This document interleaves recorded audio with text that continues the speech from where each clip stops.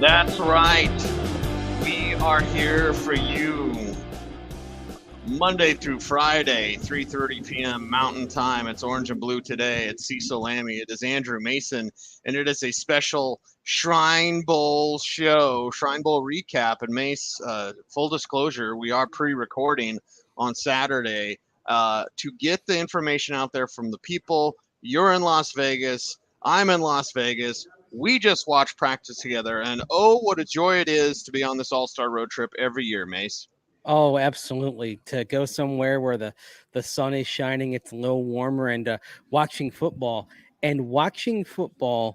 the way it's supposed to look, watching practice the way it's supposed to look. Because as you and I both noticed, when we were watching 1-on-1 and 7-on-7, it was like, hey, we haven't seen this in a while. Because, of course, part of the Nathaniel Hackett era as Broncos head coach was no 1-on-1 work, no 7-on-7 work. And frankly, watching it out here made you realize what the Broncos were missing and why they could have used it. Yeah, and it's such an important part. Now, I talked about it to you when we're sitting there watching practice. When we're watching these one-on-one drills and 7-on-7 drills, it's passing drills to be sure, but they're not really throwing a bunch of flags. There were some flags thrown, but when a receiver has to fight through that extra hand fighting, or when a defensive back knows that he can kind of rough up a receiver in his route, and you see the tight end fight through it or the receiver fight through it, and they make the play or they don't make the play. That's what one-on-ones are about, because not everything's going to be called perfectly. Not everything's going to be on time.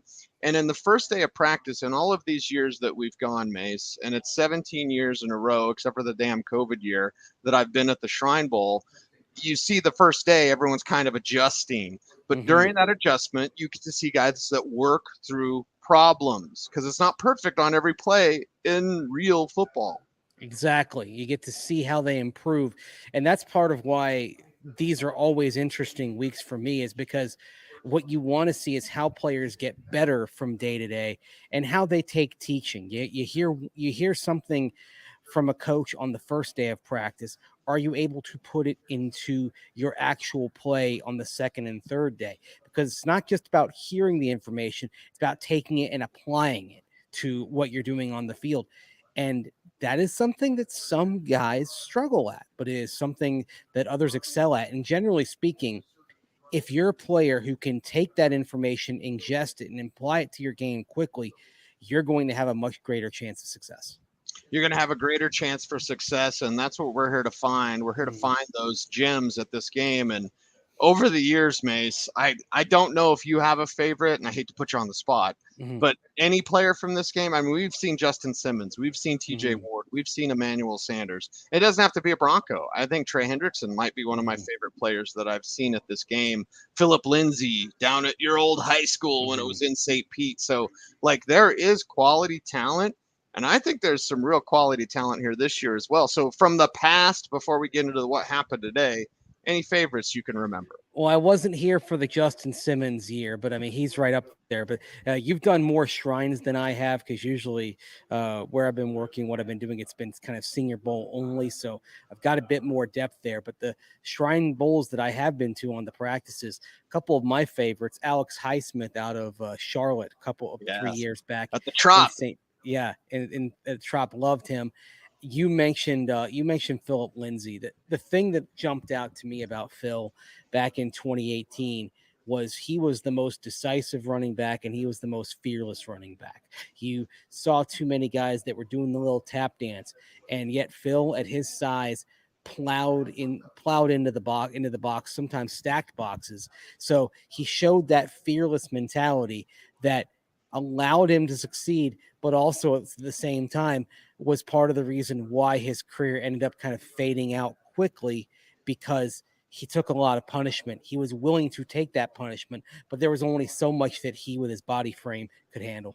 Yeah, there's only so much, but you got to see it first at the Shrine. So, and notice I didn't mention Isaiah Pacheco. That's for later. But because you mentioned running back, and I say we'll start with the East, and we'll give you a little West recap as well.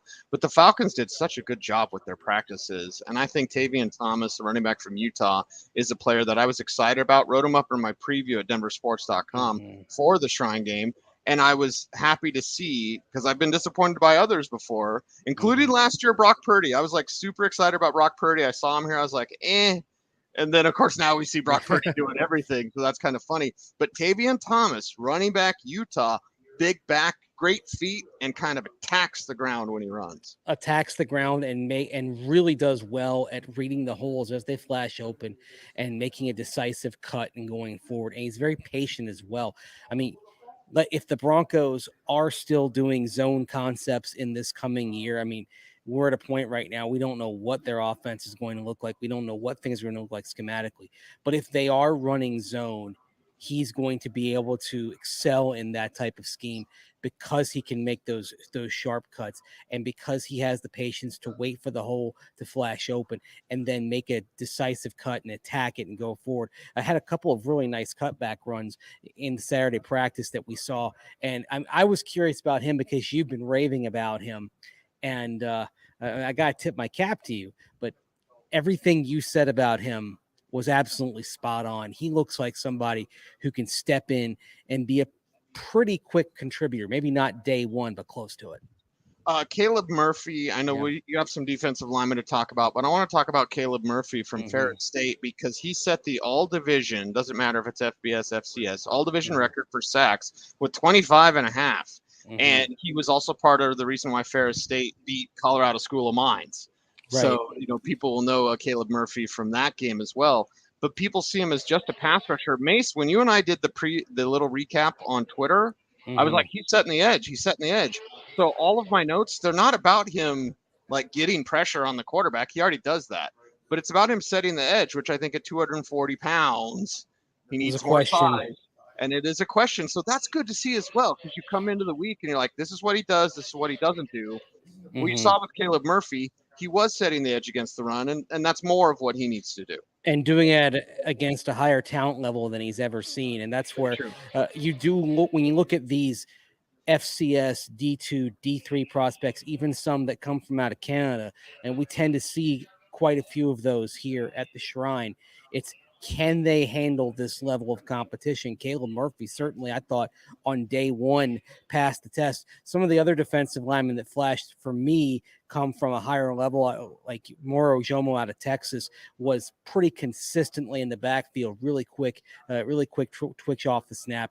Saw some flashes from Broderick Martin, another interior defensive lineman. He's out of Western Kentucky, so that's FBS. So that's not quite close to the Power 5 level, but there but Caleb Murphy, I didn't want to kind of reiterate what you were saying and just kind of be the echo chamber, but you could see it. And when I went back and when I went and rewatched, he stood out even more when I rewatched some of the clips that I shot from practice from when I compared to when I watched live.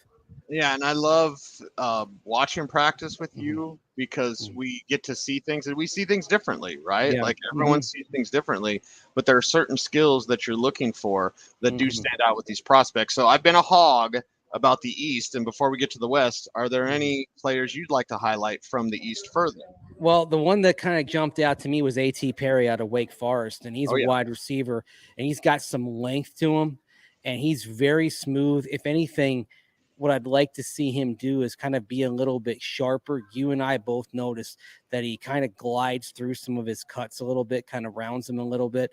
But at the same time, that's the kind of thing you can coach up. What jumped out in 7-on-7 and team, especially in team, was how he was finding the gaps in coverage and getting open. And you could see the quarterbacks, they were really trusting him a lot more as practice went on because they realized this guy is getting open and he's got that football savvy and the ability to read coverages and read in real time to find those gaps in zone coverages. And as we see more of the Fangio zone concepts around the NFL, someone like A.T. Perry may be a more valuable receiver than in a prior age of the NFL. So he's somebody that really jumped out as a consistent playmaker on offense. Let's move to the West practices run by the Patriots, and it's the Patriots way. Did you get some McDaniels vibes? Now, McDaniels practices with the Broncos were different, Mhm. certainly different from Shanahan's practices. But I was like, okay, could we pick it up a little bit, please? And it was so different from Atlanta's practice, which was full of music and they were constantly moving and drill Mhm. after drill, every couple, 3, 2, 4 minutes, whatever. We were Mhm. seeing something new. New England, there was 2 special teams practices, which I know you love, but like, Especially punting. yes, it was odd, but we've seen it before. I don't know why I'm surprised. It's just this is the Patriots way. It is the Patriot way. It's the one issue when you've got them running a practice because even though I like the stuff they did red zone, that was clearly a point of emphasis on Saturday.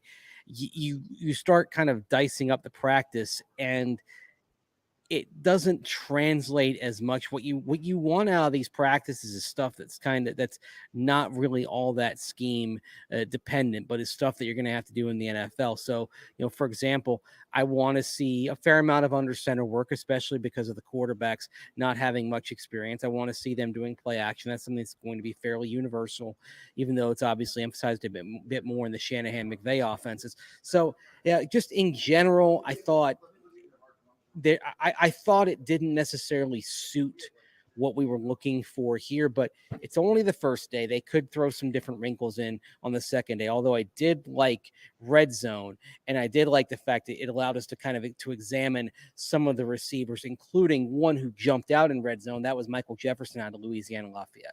Yeah, make him play in the corner of the end zone, maybe the play of the day in terms of Mm-hmm. touchdowns there as well. And Mace, during these years, I've learned because early on I was like, oh my God, Lorenzo Booker, but I try not to helmet scout. He did have a good Senior Bowl by then, but I try not to helmet scout. I'm not Mm-hmm. a college football fan. I don't necessarily watch college football for the fun and the pomp and the circumstance, although it is, and I understand why people love it so much. But I try not to helmet scout. I'm just looking from an NFL lens. Can you play? And I don't have an alma mater. I went to community college for a year, Last Chance Cowboy College, which is LCCC up in Cheyenne, and it's Laramie County Community College. Anyway, getting off track. But when I saw the Oregon State helmet, my daughter is pre-med at Oregon State. So if I'm Oh going to see yeah. anyone that plays for the Beavers, I'm like, radar's up. And I saw Jack Coletto out there. He's their fullback / tight Mm-hmm. end. And I got Kyle Juszczyk vibes. Now I try not to helmet scout and make that mental note. Like, don't just focus on the because there's Oregon State. It makes me think of my daughter, who I miss every day, Mm-hmm. as she begins her medical career. But like, yeah, Oregon State, Jack Coletto. I got some Juszczyk vibes from that fullback, and all of my notes obviously aren't about his running or his blocking. Mm-hmm. They're about him as a receiver. Yeah, and if you're that's where the use check vibe comes in, because as powerful as he is, the thing that has allowed use check to go to the next level and be very useful is his ability with the football in space, which is he's always had he's always had good hands and he's always had a little more nimbleness than I think people give him credit for. I mean, I think for somebody that people would know around here, yeah, I mean, I could see him having at minimum an Andy Janovich type of impact on a team. 22 Janos. Anybody else from the West you want to highlight? Yeah, well, I'm gonna go on brand here really quick. Michael Turk, easily the better of the two punters that we saw today. In the one for the East, one for the West. Now Turk's got an interesting backstory. If you follow Arizona State football, you probably know him. He punted there for a few years, transferred. I believe in advance of the 2021 season, transferred. The backstory on him, is that Arizona State in 21 had a rule that in order to travel on the road for athletic events at Arizona State University, you had to be vaccinated, and he wasn't, as he's talked about. So this is not information that isn't out there publicly. So he transferred to Oklahoma, and he went at Oklahoma right away, averaged 51 yards a punt. This kid's got a cannon. Now he did have one shank that went off the side of his foot and led us to start sounding like we're in stripes. Incoming, because Incoming! it was headed for the stands. But aside from that, and by the way, even with that punt, he averaged more than 50 yards a punt. His hang times were consistently 4.5, 4.6, 4.7. Had a 5-second one in there. So he's not just somebody who By the way, the other part of the story that's weird about him is he went to the combine 3 years ago, rang up 25 bench press reps, which is the most for any punter in the last 20 years. And then he didn't get drafted. COVID happened. He was given a waiver to go back and continue playing. And then because of COVID, got kind of the bonus year on top of that. So basically, this guy, he ended up having a 6-season college career that included a redshirt year and a COVID year and a transfer. But this guy has a cannon consistently. Again, aside from that one shank, consistently in the range of 50 yards a punt and consistently 4.5, 4.6 hang times. I mean, you could see him coming in and being somebody's punter right away. He is Andrew Mason. I am Cecil and Mase. Again, full disclosure, we are pre-recording this on Saturday, and then you have Sunday's broadcast. You're going to bring up Minnesota corner, aren't you? We have to. We cannot close this day out by talking about Terrell Smith. And I would say I think he was the best player on either team that we saw today. Mm-hmm. And it's so great when you see that immediate impact, right? And then consistency. That's one thing I'll be watching for on Sunday. But like with him, he was breaking up passes, and you and I talked about it after practice. He was doing it in different ways. He had click and close ability. Yep. So if the ball's in front of him, he's going to stop his back pedal, click, close on the ball. And then there was a deep shot down the left sideline where he just like reached out, boom, like last second, boom, knocked it away, no problem. So recovery speed, click and close ability, have a really good day today. And his technique was strong. I mean, one of the things that we often see out here is guys being a little bit too grabby. That was not him at all. He was just doing it with good technique and extremely quick reaction. All right. Well, love it. Hopefully see more of it coming up on Sunday. Again, you're watching pre-recorded Saturday and Sunday combination for our Monday broadcast. For Orange and Blue today, he's Mase, I'm Cease. Everyone out there, be safe, be kind. Be safe, be kind. Know that you are appreciated. Stay tuned and stay frosty.